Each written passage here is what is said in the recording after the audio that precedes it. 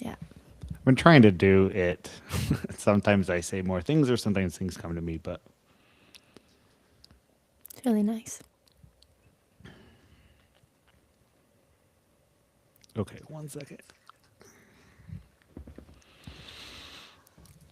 Are you ready?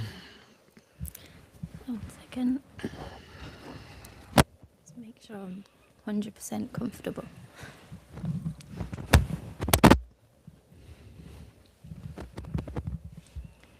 Okay. 1 minute, 1 minute.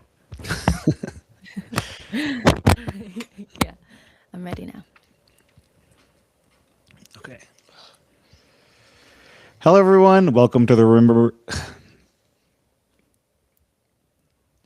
Hello, everyone. Welcome to the Remember Who You Are podcast, where we discuss powerful and transformative plant medicine experiences. I'm your host, Ruger Aber. I run Mexisol, a plant medicine retreat center in Mexico, and I'm here today with my guest, Jamie Lou Walsh. Jamie is a holistic well being coach and yoga teacher with over 12 years of experience exploring and supporting human health, vitality, and transformation. Her journey began at 19 as a personal trainer, driven by a passion for physical health, which led her to study nutrition and deepen her understanding of how to nourish the body. From there, her path expanded beyond the physical through yoga, meditation, and spiritual exploration. She's now pursuing a master's in transpersonal psychology, spirituality, and consciousness. Jamie blends science with lived, embodied wisdom. She approaches life with a deep respect for the human experience, embracing the idea of being a spirit in human form while remaining curious about the mechanisms behind it all. You'll likely find her under a tree, a yoga mat, or planning her next travel adventure. Hello, hello. Thank you so much for having me, Ruga. It's a real honor to be here and share with you. Thanks for being here as well. Do you have a travel adventure planned? Mexico? Yeah, Mexico in October will be my next adventure. When I went there for the first time last year, it felt like it was just the first step of getting to know this vast, beautiful country and the language. So, yeah, I've still got definitely got more to explore there. When can we welcome you back? I don't know yet. Probably October, but it could be before. We will see. We will see. But I will definitely be back 100%. Have you been practicing Spanish? Yes, I have. Hmm. I have been practicing Spanish. I have lessons every week. And also my roomie here is Colombian and cannot speak much English, so we speak in Spanish daily. So yeah. That's convenient. I know. What about you? Have you been practicing? I don't want to talk about it. I've been practicing. I'll be fluent in like 10 more years. All right. I actually have started taking classes again, but then I stop and then I start again. Mhm. All right. Well, the format of this podcast is to speak about a powerful transformative experience with plant medicine. And though we kind of go through three parts, so I usually start with kind of what led you to it in the first place, maybe what your perceptions or ideas or beliefs were before that, and going into like that. Okay. Thank you. Um so yeah, my journey started with plant medicines really young. Like I was 20 when I started, and that was because the first 20 years of my life were really tough. Like the first 19 years of my life were really tough. I was raised in challenging circumstances, just with really young parents who didn't have much money, struggled with addiction, and couldn't take care of themselves. Therefore, was impossible to take care of me. Um, so yeah, that was what sort of led me, to be honest, to hit rock bottom at a really young age.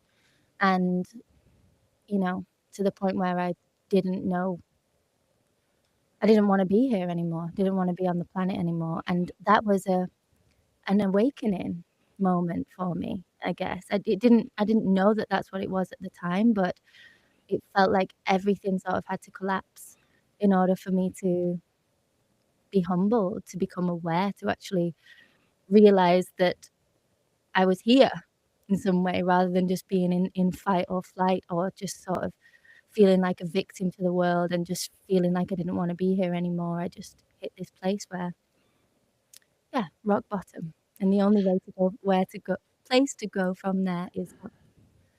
But on the positive, before that rock bottom moment, yes, I was very chaotic and not knowing how to manage my emotions, but I was always very, very curious, like weirdly curious as a child. And I think that curiosity has really served me in my life because I've had the courageousness or the craziness, probably a bit of both, to follow it and to listen to it. Um, so from this rock bottom moment, I knew that I had to change my mind and the way that I was thinking about life and about myself, which then took me on this journey, like we said in the intro, to first of all my physical health, because I don't know, I just intuitively knew that I had to do something physically, and then that didn't feel enough. I was like, but what I eat is so important. So that took me into nutrition, and then I went to my first yoga class, and then it kind of just went really quickly from there. And I remember Googling about plant medicine and just wondering what they were. I think I watched a documentary called Tribe on BBC, which took a BBC crew to the Amazon rainforest to drink ayahuasca. Um, and most people who watch it at, like, I don't know, 15, 16 years old would be like, "What the hell?" And I was just fascinated. I was like, "Wow," seeing these people purge in the Amazon. And then I guess that, planted a Planted a seed. yeah, it planted a seed inside of me, and I always just had this curiosity. And I think for about 2 years before I did any plant medicine, I was just watching YouTube videos. I was watching the really, really early stages of Joe Rogan when he was literally in his garage talking about DMT with his friends. And Look at and him then now.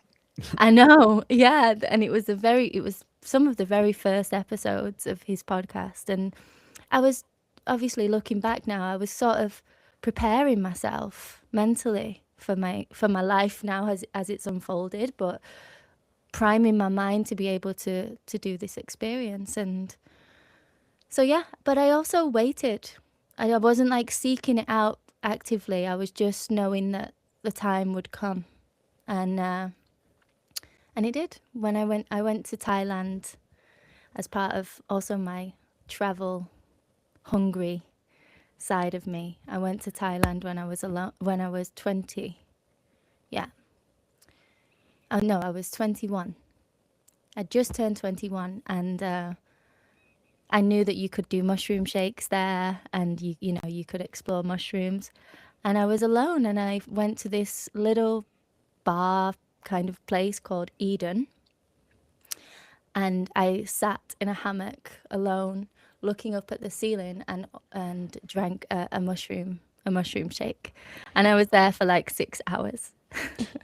Before we get into that experience, do you think, for like anyone that is maybe struggling, what what shifted your perspective on just rock bottom? Like, do you think it was always this innate curiosity, or What shifted my perspective of it? What do you I mean, mean? some people stay in that space for a long time, like just being like kind of feel this feeling of hopelessness and a victim and not knowing what to do. Yeah. Well, I think it's a blessing for me that I allowed myself to hit rock bottom. I think a lot of people stay stuck, but they're afraid of hitting rock bottom is what keeps them stuck. It's almost like they don't want to let go of those final attachments because they're afraid to lose everything or, you know, so I would say allow yourself to lose everything. And I know that that sounds so much easier said than done because like I lost all of my friends. I lost my whole identity. I mean, it was like it was attempted suicide, but it was also social suicide. Like it was like, you know, the primal feeling of being ostracized from a tribe, I had that feeling, and so it was a death of some sort. I was never the same after that. Can you But elaborate a little bit on that when you say allow yourself to hit rock bottom? yeah, I would say that I'm really conscious of my words because I don't want to sound like I'm bypassing the experience of being depressed and down, because I know firsthand how hard it is, but it's almost like to trust the feeling of that you're being informed by something, that what you're doing and where you are is not right. It's like, how can the universe get you to move, get you to change? It's to make things so unbelievably uncomfortable for you. Like, it's happening for you so that you will move. And the more you resist it, the more uncomfortable it becomes. And it's also having this faith. And I think that's something that I also always had. I didn't really learn, but it was like a subtle, soft faith that if I take the leap, then maybe a net will appear. Something will, something will happen. Maybe there's more to life than what I know now, and just having the faith that, yeah, maybe it's not going to turn out worse. Maybe this is as bad as it could get. And, maybe it can get, obviously, when you hit rock bottom, you hit rock bottom. It can't get any worse. But when you're in that stuck place before rock bottom, yeah, it can get worse. It can get way worse. But from there, I don't know, you kind of, I was in a place for the first time in my life where it was like, okay, I'm not okay, and something has to change. And I'm really feeling the sadness because I can't run away from it anymore. Like, there's no way I can deny that I'm okay. And as difficult as that is, it's also so liberating, because it's like, I think a lot of what keeps us stuck is like having to feel like we have to hold it all together, and sort of feeling like we have to show up and put on this mask every day, and like, yeah, it's like carrying the weight of the world. So that one of the most relieving things that I remember feeling about being so vulnerable was like, well, at least I don't have to hold anything anymore. At least I can just be not okay and build myself up from here slowly. And it did take time. I mean, it was a process. For me to be in a place now where I can speak about this openly without being sad or ashamed, it's taken a long time and a lot of work, but I truly am grateful for that experience now because it changed my life. You said take a leap too. When you finally decided to take a leap, was that a specific action, or was it just acknowledging that this can't continue in the same way, or was it? Well, to be honest, in that case, when I hit rock bottom, that was a leap towards not wanting to be here anymore. That was like an attempt to die. But ever since then, also how my life, I guess this situation was what taught me that courage, or I guess I maybe must have had some innate courage to even do that. But that situation has taught me, and I've experienced it over and over and over again in my life, that when you take a leap into the unknown, it's like you get a reward for having that trust in life. It works out somehow. And it's like, just, yeah, this is the magic of life. It's a mystery. We don't know everything. It's unfolding for us. And like trying to prove everything and not admitting that this is one big blooming crazy mystery that we're in, and just ignoring that and trying to logic our way through everything and trying to solve all the problems of the world. I think that's what creates the most stress. But if you, I don't know, just listen to that little voice within that we all have and sort of take a leap of faith. It can be a small one, but it can also be a big one. And every single time, every time without fail, it's always worked out better than I could have possibly imagined for myself, you know. And this is also one of the beautiful things about this rock bottom moment for me, is that it's given me that gift of being able to trust that I don't always know what is best for me.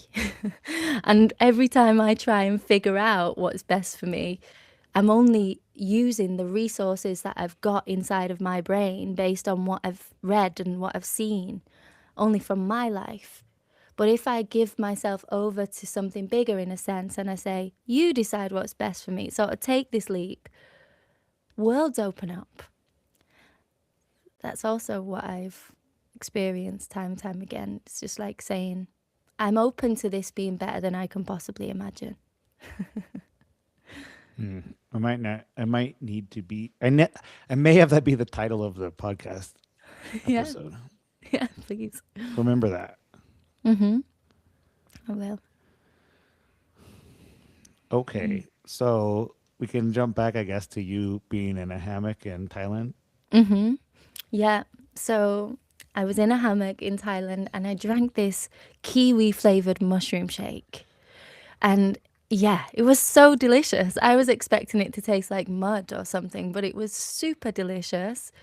Also, I remember it like it was yesterday. There was like very tribal kind of music playing, and there was the thing that made me feel safe in that moment was that there were little children running around in the bar that I was in and their parents like playing with them, and that something about like the presence of children just made me feel safe, so I could just surrender into this hammock. I could be there all day. And then the visual started. And the first time I'd ever experienced anything like that. I mean, you can't really explain a hallucination experience to those who haven't experienced it. It's really difficult. But I was seeing things and I was wondering, is this my mind? Like, am I creating these images? Because they were not necessarily all positive. There was like a combination of light and dark stuff that I was witnessing. But I also had this feeling, okay, I'm watching this. And then I was just in awe of what I was seeing. I went to the bathroom and I looked around at all of the trees and the nature, and I had this feeling of like, welcome. We've been waiting for you. It was almost like nature was saying, we have been waiting for you. I felt so at home in that realm. It was like it felt more at home than I feel in my everyday life. I felt like so relaxed in my body.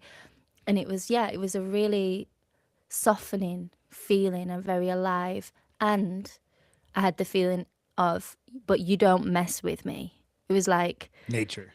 yeah, not just nature, but the mushrooms themselves. It was like, yeah, you can enjoy me, and this is an amazing feeling, and I'm putting your back up against the wall and telling you like you don't abuse this. You know what I mean? Because prior to that, my experience of life had been around addiction. Like my mom has an ongoing issue with alcohol.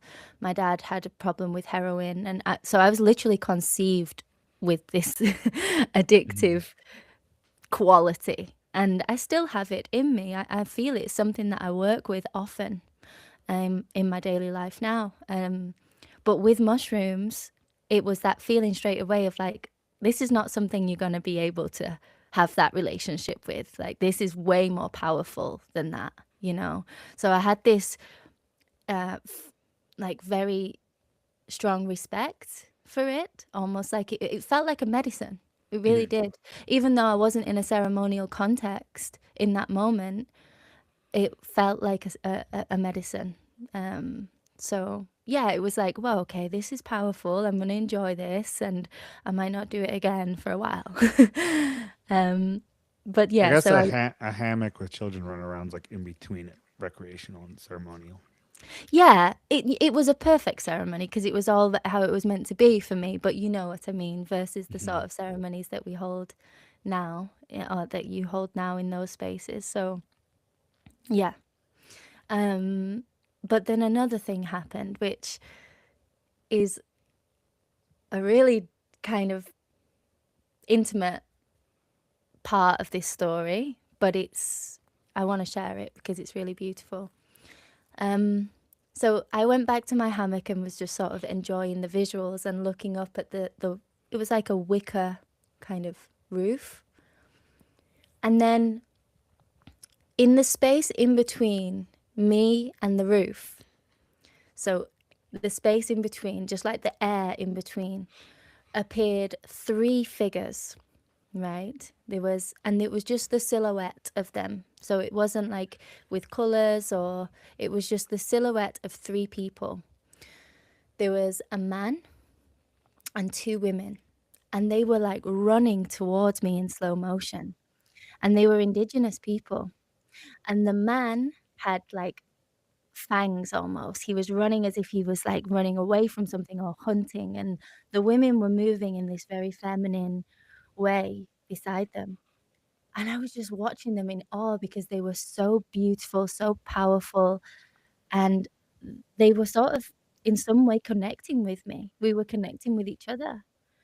And I was just like completely in awe of these people and the way that they were, their presence. It was so powerful. It was like being in touch with, now I can look back and I could label it of like they were my spirit guides or my ancestors, or, but at the time it just felt like, it felt like just a deep soul, and I could also feel it, physical connection with these people, and I could feel it in my whole body as well. It was so profound, 'cause my body then started moving as they were moving, and so, yeah, it was really, really beautiful.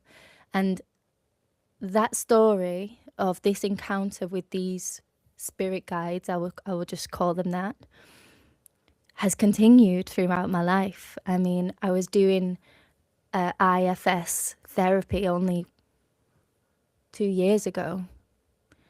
And normally, for anyone who doesn't know what IFS therapy is, it's like the form of therapy where you meet your sub-personalities, right? Parts of yourself.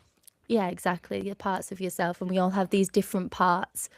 And in general, I will have my regular parts that I just always meet, that are always part of me. But this time, not coincidentally, like serendipitously, Synchronously. synchronistically, just before I was coming to Mexico, actually, I did this parts journey with my therapist, and there were these spirit guides there this time, the three of them in the background of my usual types, but these people there again. And so this was like 12 years later. And so, I don't know.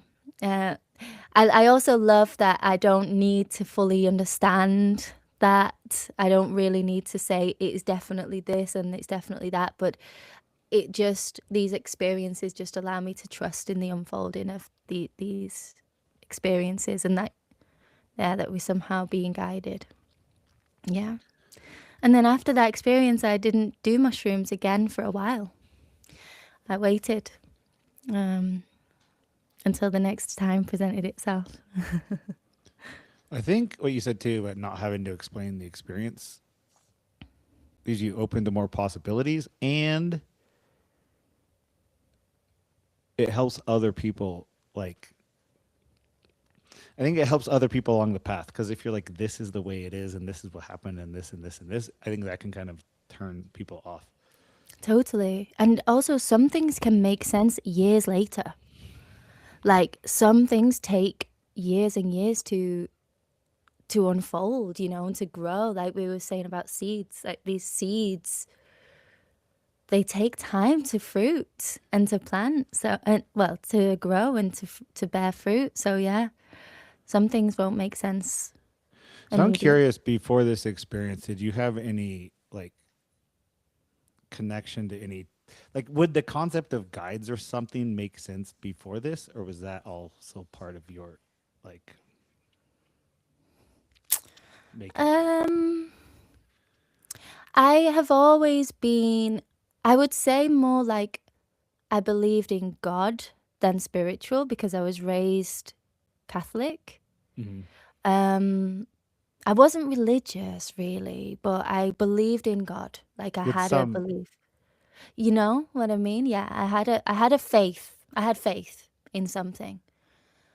But I also have always, honestly, you wouldn't think this now because of how I speak, but I always had a bit of a affliction towards these words of spirit guides and angels, and I was honestly more inclined to the scientific route of things, and always wanted to understand the how and the mechanisms behind things. So no, I didn't really have a relationship with spirit guides or anything like that before that. And even when that experience happened, I didn't say, "Oh, I just met my spirit guides." But I was an only child for 7 years, and so I did used to have imaginary friends that I used to talk to and hang out with. So, You I still don't have know, those? maybe probably. No. But now I have no doubt that I'm guided, you know. Yeah. That's something I still go back and forth on because I still very much want to understand the mechanisms. Yeah. Yeah. It's really nice to have the balance of both. I think it is. I also think because we live in a world where it is, as much as we want to be like bottom up and listen to our body, we live in a top down world. If something makes sense in our head, then we can then give permission for our body to feel it. A lot of the time, that's the way that it works. Um, but I'm learning to let it be both ways now, and not necessarily need the proof of how it works before I maybe allow it. I'm trying to flip it because I always need this first. You trying to be bottom up? I think yes. Yeah, yeah. But it's good to be both. I think because our head is valuable. It's just that we are all too in our heads and overthink too much and try and think our way through everything. I can relate. Hmm. So, all right. Now it's been a few years and you're doing a second experience. A second psychedelic experience that I want to share? Sure. I mean, Um, I love hearing about all of them, so as many as you would like to. okay. I wasn't prepared for a number two, but I can share. I can share. Wow. Now I feel like there's so many to choose from. Okay, since we spoke about parts already, then maybe I can talk about these because I think that that's quite this experience because this is quite cool. Sure. So there is a place in England, a very old place called Nine Ladies, and it's a stone circle. And people have been going there like on pilgrims and on pilgrimages, like the Druids and the witches. It's a place where people have gathered around the solstice for a long time. They still do now, every year. And I went there with a friend, and we took a pretty high dose of mushrooms, and we wandered round. We wandered round Nine Ladies, and we just had this beautiful experience. This place is just magical. And then I thought that the experience was over, and we went to sleep. We camped there, went to sleep, and I closed my eyes. And this was, by the way, this was way before I knew about parts work. Parts is a very pretty new field of psychology. It's like only been emerging in the last 5 or 6 years. This experience was 9 years ago. So I had no idea what was going on at this point. It was just a very intuitive experience. So I closed my eyes thinking that the mushroom journey was over. I'm in the tent, and then red theatre curtains, literally, appeared in front of me, before my eyes, with my eyes closed. Like old school theatre, Mm-hmm. like those Or the big curtains. red curtain Yeah. So it was like the symbol of you're about to watch something, you know? And so I was like, wow, okay. with your eyes Um, open, with my eyes closed, closed. closed, closed, closed. I was awake, but with my eyes closed. I'd literally just closed my eyes. And I was like, okay, I'm about to watch something. fair enough. So I just sat back, and then the curtains opened really slowly. And then I saw an apartment, like I couldn't call it an apartment building, like a big high-rise building, but almost like a Spanish one, Spanish style high-rise building, like a white building with lots of windows. And there was a people coming out of each window. So if you imagine being like 100 meters back and seeing a building in the distance, and then these people poking their heads out of the windows, right? So one person from, let's say, the top floor would open the window, and then someone from the second floor would open their window, and they were talking to each other. And then more people started opening the windows, and more and more and more. And then I realized, I don't know how I realized this, but I was like, these are parts of me. Hmm. And as soon as I got that intuition, they froze. The people froze in time, almost like you've got it. And then the scene slid to the side really, really slowly. And then the next scene came, and I was in a black room, completely black. No, sorry, I was watching a black room because I was always like sitting on a chair looking at this. I wasn't involved in it really. And there was a round table, and this is where I met for the first time my parts. There was a man. Have you ever seen the movie Green Mile? Yeah. Man like John Coffey. That's that archetype. Very wise, sad, depleted, but and he carried himself exactly how he is. Like he was very, sad, depleted, almost like he was on death row. And then there were two girls who were like almost joined at the hip. They were like very bitchy, critical, judgmental, and they were like really, yeah. Then there was a man who was like, I would say business strategy-ish or something, because he was like doing this with his fingers, with his elbow on the table, like putting his fingers together, like he was thinking of a plan in some way. And then there was a little girl, and she was black, African, and she was about 6 or 7 years old. And I just sat back and was trying, taking time to figure out what was happening. And they were they were all playing their parts. So the girls were being bitchy, the little girl was being a little girl, like they were just talking to each other, but also talking over each other and acting out these roles. Until I realized, okay, wow, these are all aspects of me. Wow. And then when I was watching them more, I was kind of wondering what to do, how to engage with these people. And I like clicked my fingers and it was like, hey, you lot, I'm in control here. You need to listen to me. If I could go back, I probably shouldn't have approached them like that, really. But I didn't know what to do. I was just like, come on. And then I gave each one of them like feedback and said, to the wise man, John Coffey, he needs to take up more space. To the girls, that they need to calm down. And what was interesting was that they all responded how you would expect them to respond because they were playing their role perfectly. So when I told them, Bitchy. yeah, they were like, no, kind of, very refusing the feedback. John Coffey was like knowing that he had to do that, but also really demotivated. It's almost like he'd lived so many lives. He's just like, I'm done with this. And then I can never remember what I said to the man, so I would be making something up. So I'm not gonna say that. But then the girl, I remember wanting to tell her something, but as soon as I looked at her, she cowered away. She was terrified. She would not even she wouldn't listen. She wouldn't take feedback. Like, so I remember just pausing before I said something to her and was like, we have work to do, you and me together.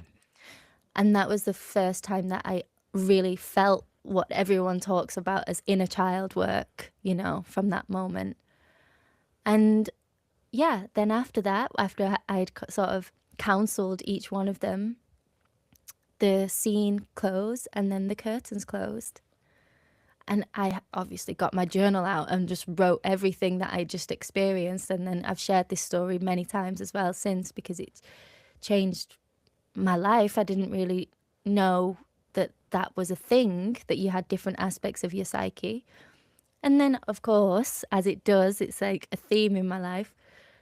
Fast forward to now doing my master's, and one of the first modules that we do in the first year is all about parts work. And we go on this journey to meet our parts, and I'm like, yeah, I've met these before on an LSD trip spontaneously, before I even knew what parts work was. And this was 9 years ago from like today. Yeah. Yeah. But I didn't have a label for it then of parts work, it was just like it was a trip, it was an experience.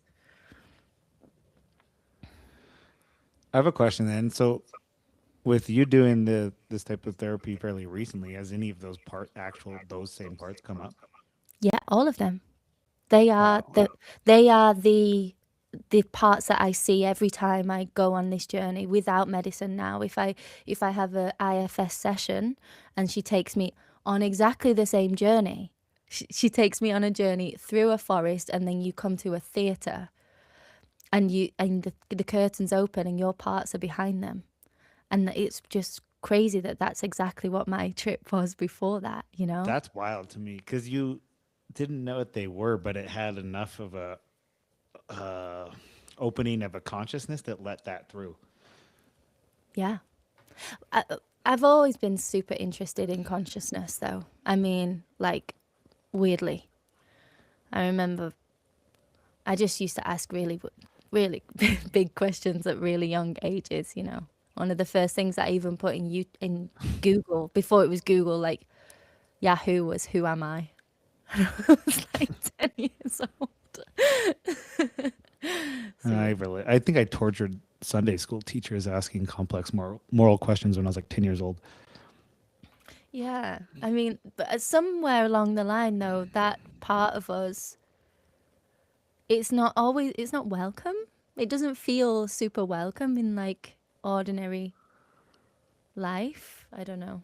Because I always remember feeling a bit like I had to subtly suppress that part of me, Like, The inquisitive asking yes. questions part. Yeah. Or no, but asking deep questions, like really deep questions. So, yeah.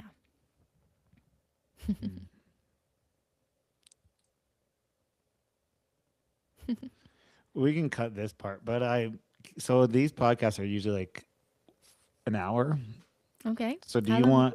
do you want How to, long? it's been about 40 minutes. Okay. Do you want to talk about another experience or do you want to shift into the, just what shifted and changed? We can shift. I feel like they're pretty rich experiences, those two, Yeah. right? Well, that's why I asked if you wanted another one though, because they're very interesting.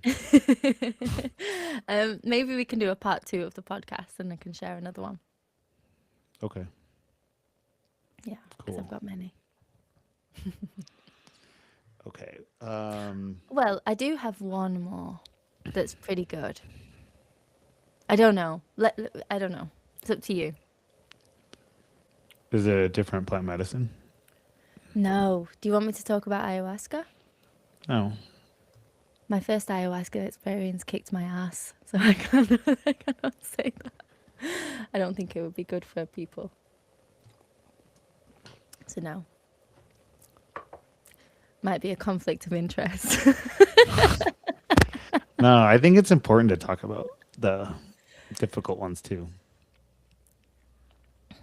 It's up to you. I can do it or not. Okay, let's talk about one more of the medicine experiences. Okay. But I'm it doesn't gonna- have to be. It doesn't have to be. Can I share another mushroom experience? Yeah. Okay. Because I had a lot of experience with mushrooms before I did ayahuasca. Okay, well, let's talk about one more experience before we get into the what happened afterwards. All right. So, one more experience. There's a theme that's coming up in this podcast of like seeds and then years later coming into fruit. I'm just noticing that that's what's happening. In 2021, it was the year before I drank ayahuasca for the first time. I did a deep dive mushroom journey, like 6 grams or something like that. Yeah, it was a 6 grams. And I did this journey with a friend of mine who was somebody that I followed on this path. And I followed him because in 2013, even before I went to Thailand and had my first mushroom experience, I met this guy and he was sober at a rave. And I just knew instantly, like, I need to know you. There was like a recognition. And he kind of took me under his wing and he was into like all of this stuff. His name's Danny Saggers. So in case he listens to this, because I'll send him the link. Shout out to Danny Saggers because he was somebody who really led the way. He was going to Peru doing ayahuasca in 2014, long before anyone that I knew did it then. And I remember him taking me on this journey, and he was going to Peru to do ayahuasca all them years ago. And I remember him coming back and telling me about it and thinking, I am nowhere near ready for that. Like the things that he was telling me were just like they seemed so far from what I was ready for. But then lo and behold, as the years gone on, we sort of caught up with each other. I guess there's only so much further you can take it. And then we reunited. And this, like, I don't know how many years later, 7 years later, we did mushrooms together, just me and him, in a beautiful villa with a white room. And because we are still, but so very much, I would even go as far as to say a bit neo-spiritual at that time, because I was living in Ibiza. So everything is all about like divine alignment. And we did mushrooms at 11 a.m. on the 11th of November. And we decided like 11, we're going to do it then. And we did this big, massive dose of mushrooms.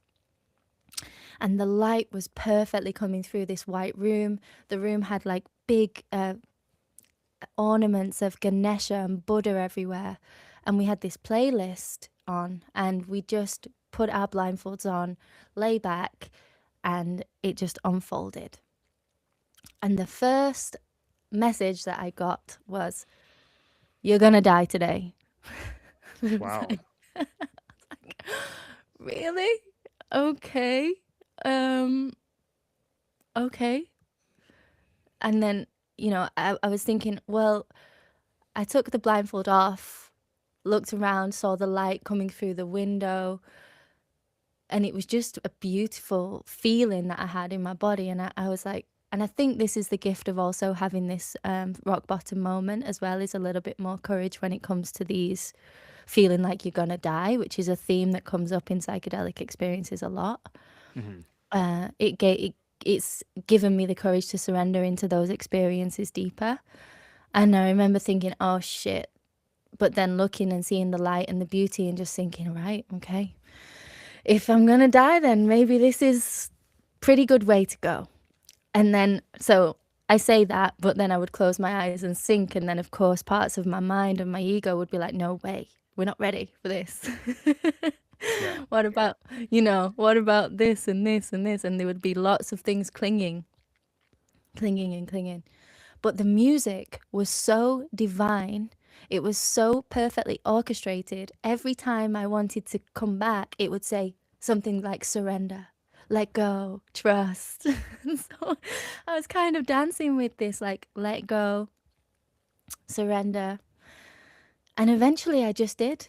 I just completely let go. And everything was already black because I had my blindfold on, but it was like things went more black than what they could have been. But I still had the voice in my head. I had the voice in my head, but I couldn't feel my body. I was completely disconnected from my body. But I had the voice that said, am I dead now? It was like, okay. And then this almost like a genie, like the genie from Aladdin. It was like a blue smoky figure. You talk Like, like Robin Williams. no. It didn't talk with words. It was all like subliminal kind of telepathic communication. But it was like Shiva in a smoke form, like a blue figure moving. And it came and it just like hovered right in front of me. And it goes, all right, so now what do you want to be? And I was like, what? So this is what happens when you die? Do you get to like decide what you want to be? Cool. And then, the first thing that I said, No, it was a rock. a rock. Yeah. I mean, some therapists have tried to decode that for me, but I just find it funny. Yeah, that's the first thing that I thought of. And I was like, but then once my ego, because these voices in my head, this part was still very much there.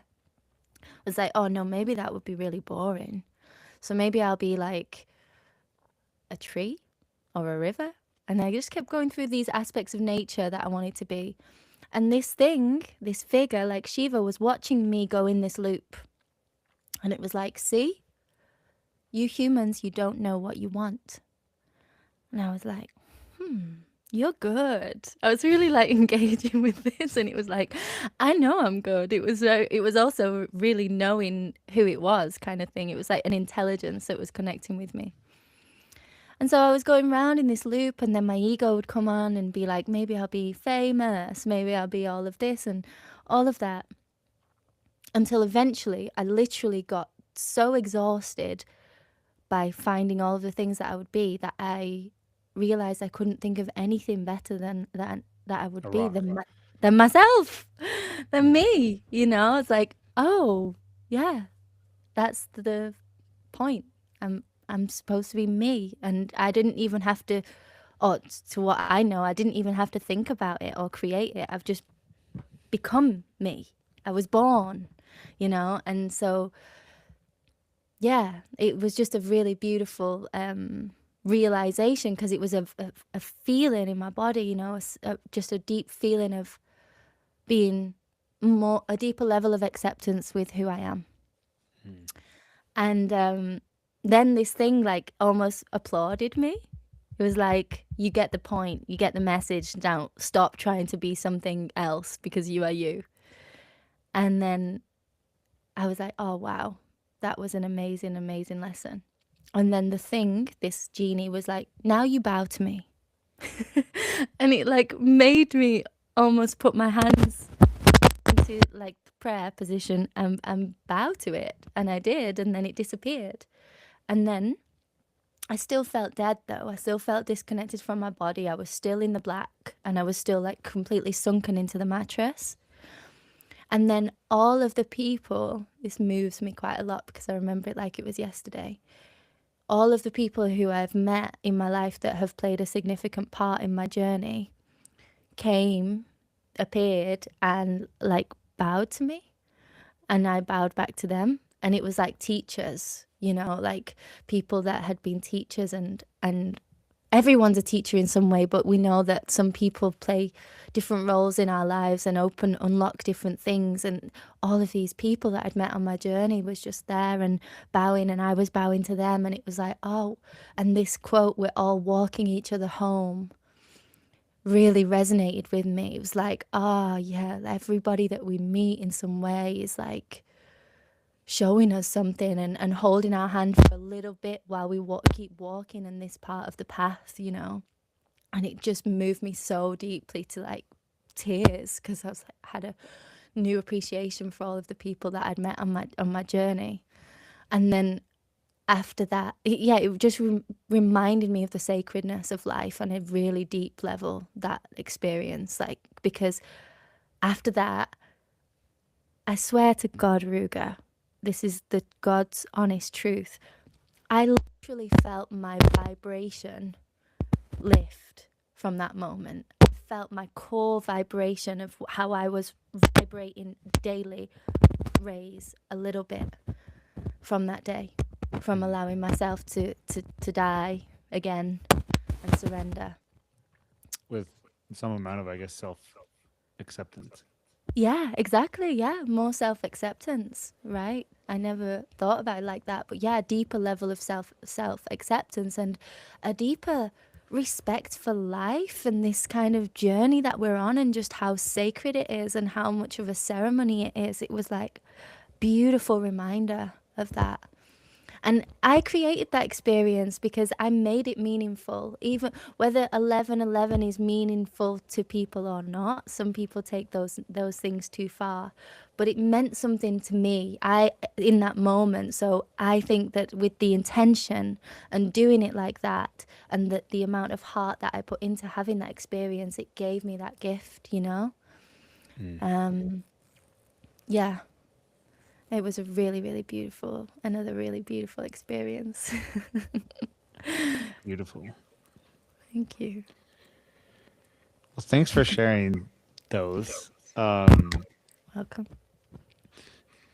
So we kind of covered it along the way, but usually like the third part of this is to speak about like what has changed, what has shifted, what has been different. Although, I mean, we talked about meeting your guides, inventing parts work before it was a thing. No, but I can talk about it more for sure. I think that when, as you know, as we both know, when we have these experiences and the gifts, there's another part of it, which is then sharing it. And so, yeah, the way that all of these experiences have changed my life is by wanting to be somebody who allows other people to feel safe enough to take the leap. I don't know, just wanting to be somebody that, yeah, gives people courage in life, because one of the things that that we all witness, is that most of us, even me as well, we're afraid. We're living in fear and it limits us. And so all of these experiences, especially the first one, the first rock bottom, has just kind of given me this weird fearlessness, which gets to be a gift in a way. So now my life is dedicated to that in one way, shape, or form, and it shows up. It manifests in lots of different ways, whether that's holding someone's hand in a ceremony, or whether that's now what I'm doing, which is coaching and just teaching people how to feel safe in their body. But it's all the same skills, kind of, that like recycle in lots of different ways.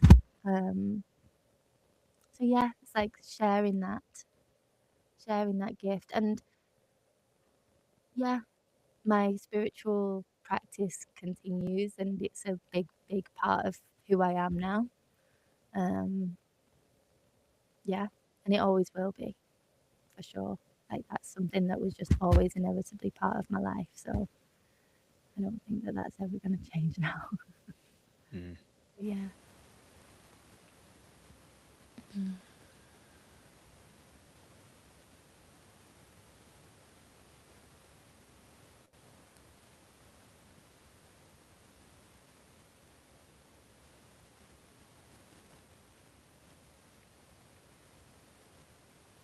Something that you had told me about, like when you came to Mexico too, and you didn't have a lot of money saved up. Like when you'd mentioned that to me, you mentioned it as kind of like, maybe I shouldn't have done that or something stressful. But that was also something that I really was impressed by, of just the ability to remain like completely carefree and trusting despite that. Yeah. Yeah, I mean, that's kind of the level of the relationship that I've had with life for a while, is like, yeah, this route is gonna be really uncomfortable sometimes, like, for sure, but you will always be okay. always. Like something always reveals itself. And I definitely don't want to live like that, like as a choice forever. But in my 20s and early 30s, part of being young and exploring and then having this knowledge that I will find a way. A way will reveal itself. It always does. It's really helped me to take life on as an adventure, you know. Now I'm not, because of course with that you end up in some uncomfortable situations, of course. Like, and so it's not all like, it's not all amazing, but some part of me just knows that innately that life is an experience. It's an experience to be had. And again, this rock bottom experience that humbled me in so many ways, Ruga. It humbled me in the sense that I'm not really attached to material things that much. Now I will like to enjoy material things, of course, but I'm not attached, so I have no problem in just not accumulating lots of stuff, and that also gives me the freedom to be able to roam a little bit more and a little bit easier. But there is something to be said for having security in that sense as well. I wouldn't necessarily promote that way of living to everyone. Sure, it's more the mentality that I Yeah, noticed. but it's the trust in life. It's the trust in life that something always reveals itself. And I've found myself in so many situations where one minute I thought, I was like, what am I going to do? And then something pops up.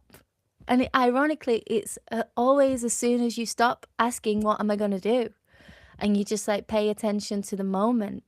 And you just say, you don't even put it to one side. You just like focus on where you are in that moment and be who you are. And something presents itself time and time and time again. And it's like another path opens for you. Yeah. I think as well, actually, throughout my 20s, I also avoided having the accumulation of like stuff, and because I didn't want to have more baggage to carry with me. Yeah. Yeah. Sure. Well, thank you so much for being here and sharing your stories. So, a question I usually ask everybody is if there's anybody that's considering doing plant medicine, what would you tell them? Good question. Thank you. I would tell them to listen to themselves. Like if you feel, because imagination and curiosity, they're not random. The things that we imagine and the things that we are curious about are for us. They are parts of us communicating to us. And so I would say, listen to, if it's coming from within you, like a desire, a curiosity, then do it. Slowly, gently, be informed. Make sure you get all of the right information about it. But to take your curiosity seriously, because it's coming from an intelligence that we don't understand, and it's trying to open up our lives and open up our mind and guide us. So I would say that. And I would also say plant medicine is an incredible tool, like, and it can really, really help us.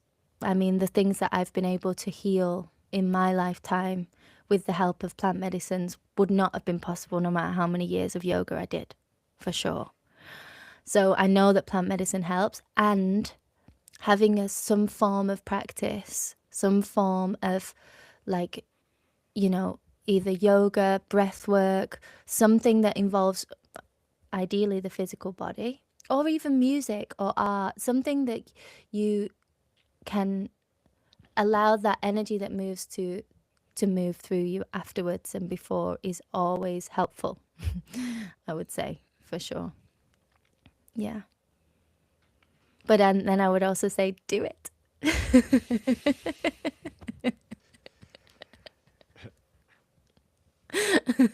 So, when someone asks, I'll just play that. Yeah. Do it. All right, Jamie. Well, thank you so much for being here. Thank you for being a You're guest. welcome. And I will put in the description, like maybe ways where they could reach out to you if they're interested in some of the things you're involved in. Totally. Thank you so much, Ruga. Enjoy your day.